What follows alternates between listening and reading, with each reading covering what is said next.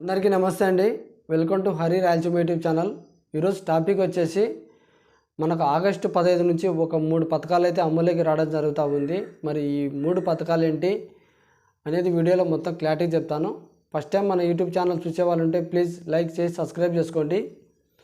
మనకు ఆగస్టు 15 నుంచి ఒక 3 పథకాలు అయితే అమలులోకి రావడం జరుగుతూ ఉంది. అందులో మొదటిది వచ్చేసి ఉచిత బస్సు ప్రయాణము, తల్లికి వందన పథకము, అన్నా క్యాంటీన్లు. ఈ 3 పథకాలు అయితే అమలులోకి రావడం జరుగుతూ ఉంది.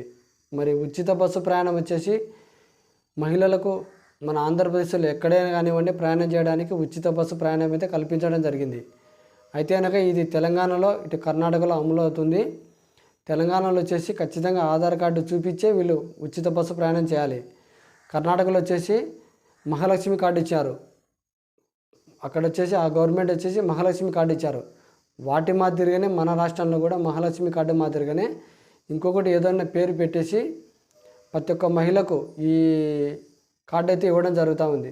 అర్హత కలిగిన ప్రతి ఒక్కరికి ఈ ఉచిత బస్సు ప్రయాణం కార్డు అయితే ఇవ్వడం జరుగుతూ ఉంది.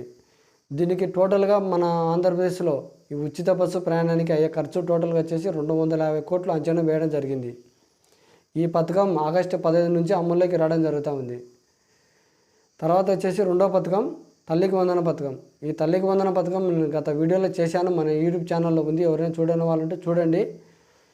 మనకు ఫస్ట్ క్లాస్ నుంచి ఇంటర్ సెకండరీ వరకు ప్రతి ఒక్క స్టూడెంట్కు అటు ప్రైవేట్ స్కూల్ కానివ్వండి ఇటు గవర్నమెంట్ స్కూల్ కానివ్వండి ప్రతి ఒక్కరికి తన తల్లి ఖాతాలో ఒక్కొక్కరికి 15,000 చొప్పున జమ చేయడం జరుగుతూ ఉంది. దీనికి కావాల్సిన డాక్యుమెంట్స్ ఎలా అప్లై చేసుకోవాలని చెప్పేసి నేను మన యూట్యూబ్ ఛానల్లో ఉంది, చూడని వాళ్ళంటే చూడండి. తర్వాత వచ్చేసి అన్నా క్యాంటీన్.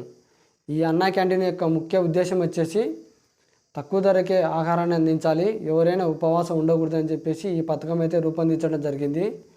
అయితే కనుక మొదటి విడతలో మనకు 100 అన్నా క్యాంటీన్లు రూపొందించడం జరుగుతూ ఉంది.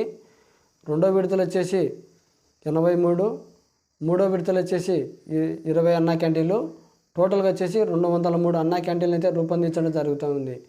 మరి ఈ అన్నా క్యాంటీన్లను హరే కృష్ణ ఫౌండేషన్ ద్వారా ఆహారాన్నే కాకుండా అల్పాహారాన్నే కానికుండా ఆహారాన్ని కూడా అందిస్తున్నారు వీళ్ళు. ఈ 3 పథకాలు మనకు ఆగస్టు 15 నుంచి అమల్లోకి రావడం జరుగుతూ ఉంది.